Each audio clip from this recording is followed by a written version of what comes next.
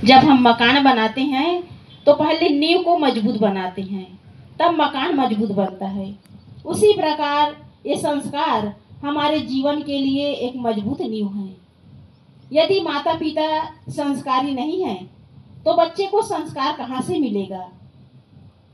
अभी वर्तमान दौर में शिक्षा का इतना विकास हो चुका है कि लोगों का ध्यान केवल शिक्षा की ओर है, संस्कार की ओर नहीं है।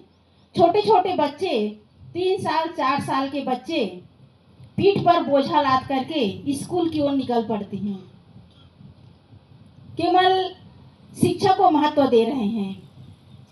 और दूसरी बात है, बच्चे को बचपन से माता पिता अलग कर रहे हैं। बोर्डिंग स्कूल में, बड़े बड़े इंग्लिश मीडियम स्कूल में बच्चों को पढ़ा रहे हैं कि बच्चा पढ़ लिख करके डिग्री प्राप्त करके बड़े पद पर जाएंगे, बड़े ऑफिसर बनेंगे, कलेक्टर बनेंगे, मिनिस्टर बनेंगे, बड़ा पैसा कमाएगा। लेकिन पैसे के साथ साथ बच्चों को संस्कार की भी आवश्यकता है। यदि बच्चे माँ बाप से दूर रहेंगे, घर के माहौल से, दादा दादी के प्यार से यदि दूर रहेंगे, तो बच्चों को जो नैतिक शिक्षा, जो बौद्धिक विकास उन्हें चाहिए, वो बाहर नहीं मिल पाएगा। बाहर का खान पान, बाहर का जो वातावरण है, बच्चों के ऊपर उनका गलत प्रभाव पड़ता है। और यही कारण है कि बच्चे जो है घर में आकर के भी माता पिता से दूर रहते हैं, एक दूरी बन जाती है, क्योंकि बचपन से माता पिता से दूर हैं, बचपन से ही माता पिता का उन्हें प्यार नहीं मिला। इसी कारण बच्चे जो है बचपन से माता पिता से दूर हो जाते हैं। और यही वजह है कि आज संयुक्त परिवार टूट रहा है। घर में अकेले बेटे हैं और बाहर यदि पढ़ाई के लिए निकल गए तो बाहर निकल ही गए, वो घर नहीं लौटते। घर लौटेंगे तो 1 दिन के लिए, 2 दिन के लिए, माता पिता की खबर भी नहीं लेते। तो ऐसे बच्चे माता पिता के साथ सही बर्ताव कैसे करेंगे? उन्हें सही संस्कार कहाँ से मिलेगा? न उन्हें संतों का सत्संग मिल रहा है, न गांव का माहौल मिल रहा है, न बड़ों का संरक्षण मिल रहा है। तो ऐसे बच्चे आगे चलकर पैसा तो कमा लेते हैं, लेकिन संस्कार से दूर हो जाते हैं। आज भौतिक युग में पैसा बढ़ रहा है लेकिन प्रेम घट रहा है, क्योंकि लोगों के अंदर प्रेम ही नहीं है, लोगों के अंदर संवेदना नहीं है, लोगों के अंदर सहानुभूति की भावना नहीं है। इसी कारण परिवार टूट रहा है। इसलिए आवश्यक है बच्चों को संस्कार देना। एक घटना है, एक साधारण परिवार था, 2 बच्चे थे। दोनों बच्चों को माता पिता खूब पढ़ाए। वो साधारण नौकरी पर था, लेकिन अपना पूरा पैसा बच्चों की पढ़ाई में लगा दिए। यहाँ तक कि पुराने कपड़े, पुराने जूते पहनकर अपना जीवन गुजारे, लेकिन बच्चों को किसी भी प्रकार की कमी होने नहीं दिए। पढ़ लिख करके दोनों बच्चे जो है अमेरिका में शिफ्ट हो गए, वहाँ नौकरी मिल गई, 1-1 करोड़ पेमेंट दोनों का। माता पिता साधारण जीवन जी रहे थे। पिता जो है रिटायर होने के बाद बच्चों से अब फोन में बात होता ही रहता है, तो बच्चों से कहने लगे कि एक बेटा यहीं आकर के बस जाओ, पास में रहो, हम लोगों को भी सहारा मिल जाएगा। लेकिन बच्चे जो है, उनके दोनों बेटे जो है माने नहीं, वही विदेश में शादी भी कर लिए। शादी होने के बाद दोनों बेटे ने तय किया कि हम माता पिता को यहीं विदेश में रखेंगे, अमेरिका में रखेंगे। माता पिता दोनों विदेश गए, अमेरिका, लेकिन उनका मन नहीं लगा, क्योंकि अपनी मिट्टी अपनी ही है। विदेश में एक तो खान पान अलग है, बोलचाल अलग है, रहन सहन अलग है, वहाँ का वातावरण अलग है। दोनों माता पिता कुछ दिन रहे और फिर स्वदेश भारत लौट आए। भारत लौट आने के बाद बेटों से बात होने लगी, कहने लगे कि कम से कम कुछ समय निकाल करके यहाँ स्वदेश लौटाओ, कुछ नहीं तो बच्चों को भारत का, अपनी मातृभूमि का संस्कार तो मिलेगा। लेकिन बच्चे जो है पैसे कमाने के चक्कर में माता पिता का अनादर ही किए, उनकी बात माने ही नहीं। धीरे धीरे दोनों बूढ़े माता पिता अपनी गृहस्थी चला रहे थे। अचानक पत्नी बीमार पड़ गई, उसके शरीर को लकवा हो गया और इसका शरीर इस तरह अस्वस्थ हो गया कि वो बिस्तर पर ही मलमूत्र करने लगी। पति जो है पत्नी की सेवा करने लगे।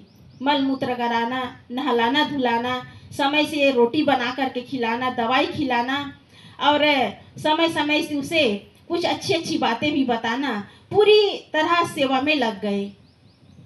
समय बीतने लगा, बच्चों को इसकी सूचना दी गई कि तुम्हारी माँ जो है बीमार है, वो बिस्तर से उठ नहीं पा रही है, कम से कम देखने के लिए आ जाओ, बारी बारी से एक एक करके आ जाओ, माँ को संतोष होगा।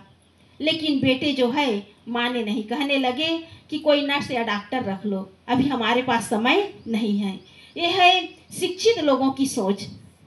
जिस माता पिता ने जन्म दिया, पढ़ाया लिखाया, एक एक पैसा जोड़ जोड़ करके उसे योग्य बनाया, उस माता पिता को भी बच्चे जो है नकार देते हैं, सेवा से पीछे हट जाते हैं। समय बीतता गया, पत्नी की सेवा में पति बड़े तन मन धन से लगे रहे। सुबह उठ करके 6 बजे उठ करके पत्नी को नहलाना धुलाना, ये उसका नित्य का काम था। पत्नी की नाम थी भावना। भावना सुबह उठ करके पति का इंतजार कर रही थी कि पति कब उठ करके मुझे नित्य क्रिया कराए। 6 बज गए, 7 बज गए, 8 बज गए, पति उठे ही नहीं। अब वो बिस्तर से उठ नहीं पाती थी। अपने आप को नीचे गिरा करके वो धीरे धीरे पति के पलंग के पास गई और उसे टटोलने लगी, उसे उठाने लगी कि उठिए, आप उठ क्यों नहीं रहे हैं। लेकिन उसका शरीर छूट चुका था और वो पत्नी ऐसी थी कि लकवा में उसकी जुबान भी चली गई थी, वो बोल भी नहीं पा रही थी। फिर धीरे धीरे घसीटते घसीटते वो ड्राइंग रूम में गई, बैठक रूम में गई, जहाँ फोन रखा हुआ था। और वहाँ उसे पड़ोस का नंबर याद था, पहले पड़ोस के आना जाना होता था तो पड़ोसियों का नंबर याद था। तो उसने मोबाइल में नंबर डायल किया और फ़ोन लगाई, लेकिन वो बोल नहीं पा रही थी। पड़ोस वाले भी समझ गए कि जरूर कुछ न कुछ घटनाएं घटी है, फोन आ रहा है लेकिन बोल नहीं पा रही है। पड़ोस वाले इकट्ठे हुए और दरवाज़ा तोड़ करके जब अंदर घुसे तो सबसे पहले बैठक रूम में पड़ोस वाले घुसे तो वहाँ भावना, उसका शरीर छूट चुका था, मरी हुई पड़ी थी। फिर उसके बाद पड़ोस वाले कमरे में गए तो उसका पति जगदीश वो भी मरा हुआ पड़ा था। मोहल्ले वाले पूरे इकट्ठे हुए, दोनों का जनाजा एक साथ निकाला। सब लोग कंधे दिए लेकिन 2 कंधे गैर हाजिर थे। दोनों बेटे केवल पैसे के बोझ में विदेश में अपना पैसा कमा रहे थे। यह है संसार की दशा। लोग जो है माता पिता के प्रति जो फर्ज है, माता पिता के प्रति जो कर्तव्य है, उसे वो समझ नहीं पाते। इसलिए आवश्यक है कि घर परिवार में सुंदर संस्कार बच्चों को दे, वही बच्चा आगे चलकर राम बनेंगे, कृष्ण बनेंगे, श्रवण कुमार बनेंगे, माता पिता की सेवा करेंगे और साथ साथ अच्छा जीवन जिएंगे। इसलिए पैसे के साथ साथ संस्कार की आवश्यकता है, शिक्षा के साथ साथ संस्कार की आवश्यकता है और संस्कार पाकर के भी सुंदर परिवार, सुंदर समाज का निर्माण होगा। इसलिए हर माता पिता को आवश्यक है कि बच्चों को अपने से दूर न रखें, अपने पास रखें, सत्संग में ले जाएं, संतों के पास ले जाएं, ताकि उनका जीवन जो है संतों के प्रति जो सेवा है, भक्ति है, उसके अंदर ये भाव आए, उसके अंदर ये संस्कार बने। क्योंकि बिना संस्कार के, बिना सत्संग के जीवन का उद्धार होने वाला नहीं है, जीवन सुंदर बनने वाला नहीं है। तो मैं कह रही थी कि घर परिवार को सुंदर बनाने के लिए, जीवन का सुंदर निर्माण करने के लिए संस्कार की महती आवश्यकता है। हम अपने अंदर सुंदर संस्कार संजो करके अपने जीवन का सुंदर निर्माण करें। बस इतना ही कहकर मैं अपनी वाणी को विराम देती हूँ। बोलिए सद्गुरु